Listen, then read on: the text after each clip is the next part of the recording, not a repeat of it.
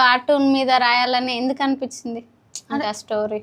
అంటే చిన్న పిల్లలం కదా, అప్పుడు నాకు టీవీ చూడడం ఇష్టం ఉండేది కాదు. మమ్మీ డాడీ ఉండరు, హెల్త్ ఇష్యూస్ ఉండే, డిప్రెషన్ వల్ల నేను చాలా డిప్రెస్ అయిపోయినా. అంటే అఫ్ కోర్స్ డిప్రెషన్ చిన్నప్పటి నుంచే డిప్రెస్డ్ గా. పేరెంట్స్ ఏం చేస్తారు? వాళ్ళిద్దరూ మంచిగా, అంటే వాళ్ళ మధ్య ఉన్న డిస్టర్బెన్సెస్, ఇంకా సొసైటీలో కొన్ని అంశాలని చూడడం, అవన్నిటి వల్ల నేను డిస్టర్బ్ అయ్యా బాగా. సో అప్పటి నుంచే నాకు డిప్రెషన్ వల్ల సైక్లిక్ వామిటింగ్స్ అని ఇట్లా కొన్ని ఇష్యూస్ ఉండే. కానీ అవి ఎప్పుడు డిప్రెషన్ అని మాకు తెలుసుకోవడానికి 8th క్లాస్ పట్టింది. సో ఆబ్వియస్ గా హెల్త్ బాగాలేనప్పుడు ఎవ్రీ 15 days ఒకసారి సిక్ అయితే లీవ్ తీసుకోవాలి.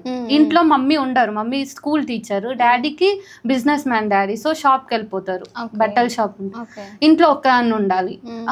మా ఓనర్ గ్రంథాలయంలో వర్క్ చేస్తారు అనమాట. సో అట్లా నేను లైబ్రరీకి 2nd class నుంచే ఇంట్రొడ్యూస్ అయినా. అవో ఇవో చదవటం అనేది ఇంకా నాకు ఏ ఆప్షన్ లేదు, టీవీ చూడలేను, ఒంటరిగా ఉండలేను, ఆమెతో ఉండాలి. సో బుక్స్ చదవట ప్రాక్టీస్ చేసేదాన్ని. 2nd class లో అంటే హార్డ్లీ మొత్తం సెంటెన్స్ చదవడం కూడా కష్టంగానే ఉంటుంది. మెల్లిగా అట్లా చదువుతూ తెలియకుండానే ఒక రోజు నాకు ఎందుకో రాయాలనిపించింది. ఏముంటది కార్టూన్ టేల్స్ ఆఫ్ నిహాల అంటే నిహా స్టోరీ? నిహా అనేది నా నేమ్ అనమాట, నిహారిక నా పేరు అప్పుడు. సో నిహా అని పెట్టిన. కార్టూన్ టేల్స్ ఏంటంటే చిన్న పిల్లల కోసం రాసిన 3 కామిక్ స్టోరీస్. అవి సరదాగా చదువుకోవడానికి. నేను ఎక్కువగా ఫ్యాంటసీస్ లో బ్రతికేదాన్ని, నాలో నేను మాట్లాడుకోవడం, లైఫ్ ఇట్లా ఉంటే బాగుంటది కదా అనిపించడం. అయితే అవన్నీ నేను ఎంత అనుకున్నా నేను ఆ ప్రపంచంలో బ్రతికి ఇవన్నిటిని మర్చిపోయేదాన్ని దాదాపుగా. సో ఎడ్యుకేషన్ కూడా డిస్టర్బ్డ్ గా ఉండేది.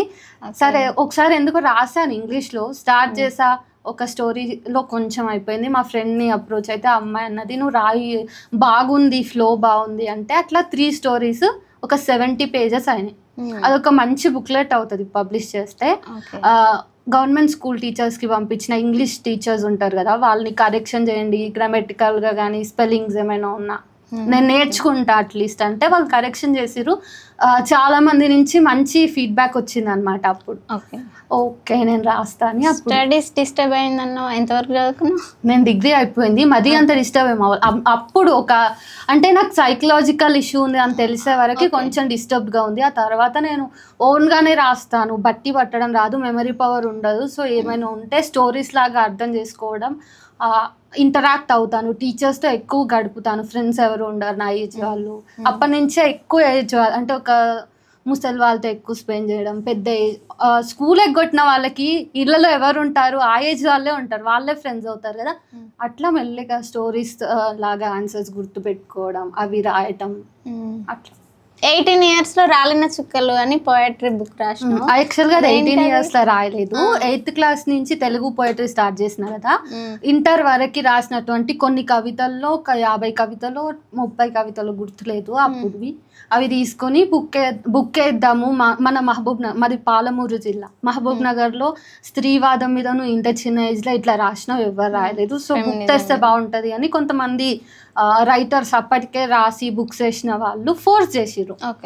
దెన్ నాకు ఇంకొక ఆప్షన్ లేక సడన్గా నేను ఇష్టం లేకపోయినా ఉన్న బుక్ వచ్చేసింది. అయితే అది నేను 18 years లో ఉన్నప్పుడు రిలీజ్ అయిన బుక్, కాకపోతే అది చిన్నప్పుడు రాసిన బుక్. రాలిన చుక్కలు ఏంటి చెప్పొకసారి, అందులో ఏముంటది? ఎక్కువగా మహిళలకి సంబంధించిన పోయట్రీ. అంటే ఒక రేప్ విక్టిమ్, రేప్కి గురైన తర్వాత ఈ సొసైటీ తనని ఎట్లా రిసీవ్ చేసుకుంది, ఆమెకి ఏం న్యాయం చెప్పింది అన్నది ఆ రేప్ విక్టిమే మాట్లాడుతున్నట్టుగా ఉంటది అనమాట. నేను ఒక విక్టిమ్ని, అలాంటిది మళ్ళీ వాడికి ఇచ్చి పెళ్లి చేయడమే న్యాయం అని సొసైటీ భావించిన తర్వాత వాడి పక్కనే పండాలంట, వాని పంచనే బతకాలంట అనే దగ్గర ఎండ్ చేసిన అనమాట. ఇది ఇంకా ఎక్కువ మీనింగ్ క్యారీ చేస్తా. అంటే నన్ను ఒకడు వేధించిండు అని నేను మీకు చెప్పుకుంటే ఈ సో కాల్డ్ సొసైటీ నన్ను ఏం చేసింది, అదే నిందితుడితోటి నా మెడలో ఒక తాళి అనే ఒక బరువును వేసింది అనేటటువంటి ఆ థాట్లో ఎండ్ అవుతుంది. తర్వాత ఈ జర్నలిజం వైపు ఎట్లా వచ్చింది నీది? అంటే నేను ఫస్ట్ నుంచి అయినా మాట్లాడేదాన్ని, మనుషులతో కాకపోయినా మైక్ ఇస్తే మాట్లాడేదాన్ని. ఆలోచనలన్నీ రాయటము, లేదంటే అవే ఆలోచనల్ని ఒక మాస్ ఆఫ్ పీపుల్తో షేర్ చేసుకోవడం అనేది అలవాటు. అందులో భాగంగా ఫస్ట్ స్పీకర్ అయినా. స్పీకర్ అయ్యి చాలా మంది పిల్లల్ని అడ్రస్ చేయటం. అంటే నేను ఇంటర్లో ఉన్నప్పుడు ఇంటర్ కాలేజ్కే గెస్ట్గా వెళ్ళటం, డిగ్రీ చదివినప్పుడు డిగ్రీ కాలేజ్లో నేను గెస్ట్ని. నా సీనియర్స్ రాసినటువంటి పోయట్రీ కాంపిటీషన్స్ కి నేను జడ్జి చేసేదాన్ని. సూపర్. మాట్లాడడం ఈ రాలిన చుక్కలు నీ పోయట్రీ ఎంత బోల్డ్ గా ఉందో, ఇప్పుడు నీ వీడియోస్ కూడా చాలా బోల్డ్ గా ఉన్నాయి. మీ యూట్యూబ్ ఛానల్ చాలా బోల్డ్ గా ఉన్నాయి. అంటే మీ పేరెంట్స్ కానీ కింద కామెంట్స్ చూస్తే విపరీతంగా ఉంటాయి, అసలు ఘోరంగా ఉంటాయి అవన్నీ. అంటే నువ్వంటే బోల్డ్ ఓకే, బట్ వాళ్ళు ఫేస్ చేయరా ఫ్యామిలీ వాళ్ళు కొంచెం?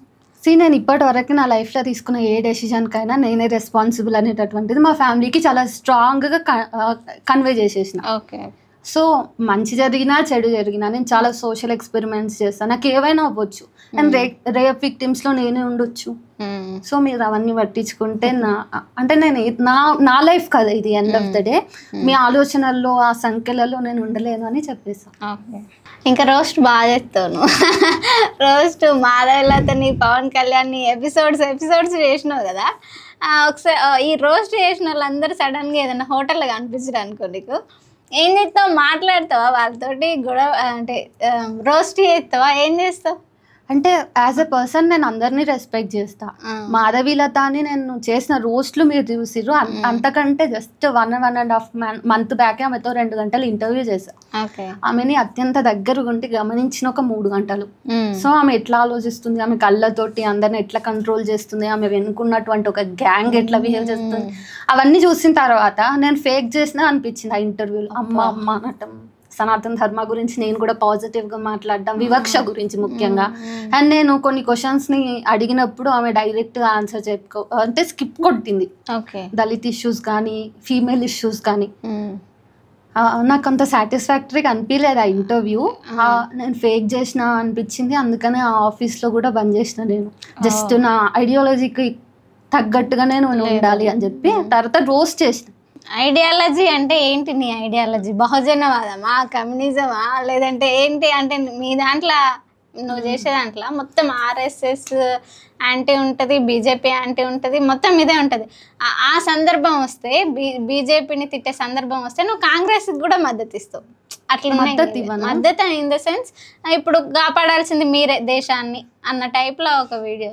యాక్చువల్గా నేను బీజేపీని తిట్టిన ఏ వీడియోలో కూడా మీకు ఆల్టర్నేట్ ఉన్నది కాంగ్రెస్ అని చెప్పలేదు, ఎందుకంటే కాంగ్రెస్ హయాంలో జరిగినటువంటి ఇష్యూస్ కూడా మనం మర్చిపోకూడదు. ఆ వీడియో వరకు అందులో మాట్లాడిన కంటెంట్ని బట్టి ఏదైనా మాట్లాడుంటా తప్పిస్తే ఇంకా భారతదేశాన్ని కాపాడాలంటే కాంగ్రెస్ వచ్చి కూర్చుంటే అనేటటువంటి స్టేట్మెంట్స్ నేను ఇవ్వను ఎప్పుడు, ఎందుకంటే నేను ఏ పొలిటికల్ పార్టీకి దగ్గర వ్యక్తిని కాదు. అండ్ అఫ్ కోర్స్ ఉపా చట్టం కింద చాలా కేసులు వచ్చినాయి కూడా, ఇంట్రడ్యూస్ అయ్యిందే కాంగ్రెస్ హయాంలో.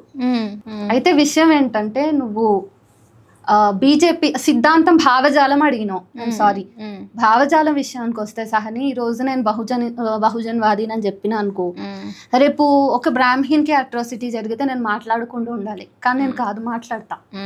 సో నాకు ఒక వాదానికి అంటే ఒక వాదానికి పరిమితం అయి ఉండి ఆ కోణంలోనే సమస్యలను చూసి మిగతా సమస్యలు నావి కాదు అనుకునేంత కుంచిత స్వభావంలో అయితే నేను లేను. సో నాకు ఏ భావజాలం లేదు, హ్యూమానిటీయే నా భావజాలం అనుకుంటా. అందుకనే ఎవరికి ఇష్యూస్ వచ్చినా మాట్లాడాలని ప్రయత్నం చేస్తా. కాంగ్రెస్ మీద వీడియోస్ ఉన్నాయి, రేవంత్ రెడ్డి మీద దారుణంగా వీడియో చేశా.